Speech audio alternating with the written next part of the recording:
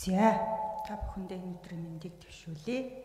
За ингээд өнөөдрийн бидний энэ 5 жилийн үндсэн төлөвлөгөөг бид өөрсөндөө нэг дүн тавиад цаасан дээр оноо тавиад орж ирэх биш.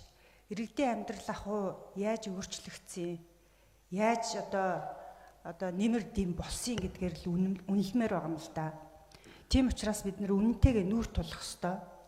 Мэдээж эндээс төлөвлөгөө гаргаж ийж тооцоо судалгаан дээр үнэлж ийж энэ ажлууд явж байгаа нь дамжиггүй.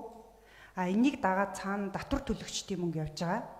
Тийм учраас би давхардуулахгүй байх үүднээс ганц хоёр саналыг хэлж цаашид анхаарч ажиллаарай гэж хэлэх гэж байна. За өнгөрсөн 2025 онд би бас ганц нэг ажил санаачлаа зохион байгуулад хийсэн л дээ. Жишээлх юм бол скватрын талбайд тусгаар тогтмол шүлгийг хүүхдүүдэд уншуулж бас эх оронч үзэл суулгах талаас нь анхаарч ингээд нэг арга хэмжээ зохион байгуулсан юм.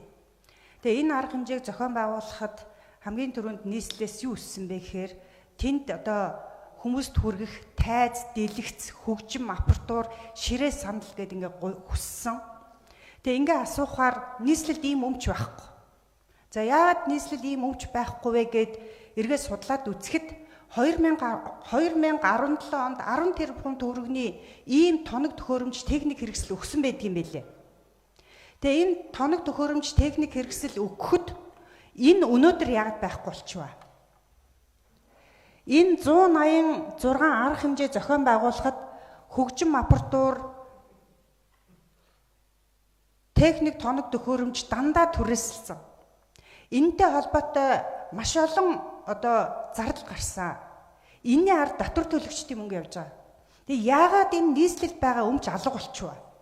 Энэ 10 тэрбум төгрөгийн өмч хайччихваа. Энийг Монгол наадам зохицолборт хүлээлгэж өгсөн байт юм биш үү? 2017 оны Батлан хамгааллахын сайд нийслэлийн засаг даргын хамтарсан тушаалаар нийслэлд хүлээлгэж өгсөн байт юм билээ. Тэгэхээр ийм зүйлүүддээ эргэж хяналт хийгээч. Өмчийн харилцаа нийслэл энэндээ анхаараач.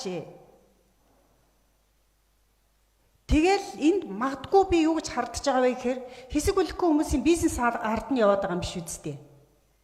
Тэгээ манай энэ нийгмийн салбарынхан нэг төсөл арга хэмжээ зохион байгуулах болохоор бүгдээрээ сандал түрээслэн, ширээ түрээслэн, хөгжим апартуур, тайз, дэлгэц маш өндөр үнээр түрээсэлдэг. Эргээд нийслэлд өмч байхгүй. Энэ нь үлдчихэж байгаа юм байхгүй.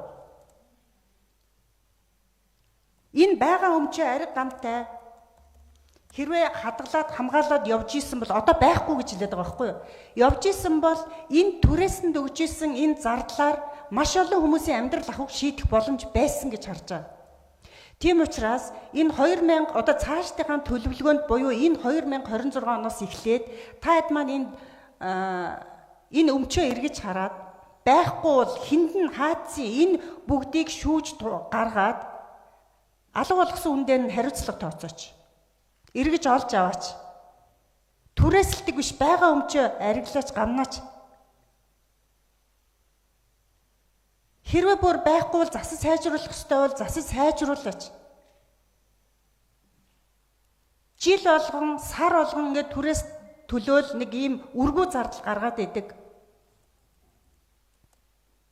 Энэ зардлуудаа өөр юм зарцуулаач.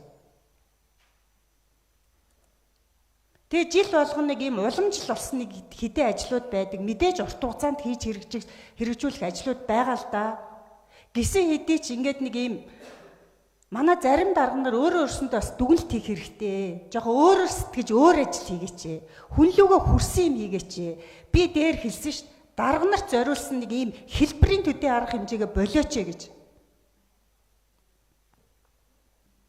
Тэгэхээр би дараагийн хурал дээр энэ хөгжим апартуур 10 тэрбум төгрөгийн хүлээлгэж өгсөн хөгжим апартуурын тайланг сонсон шүү. Монгол наадам зохицолбор манай хуулийн хэлцэн дээр анхаарлаа хандуулаарай.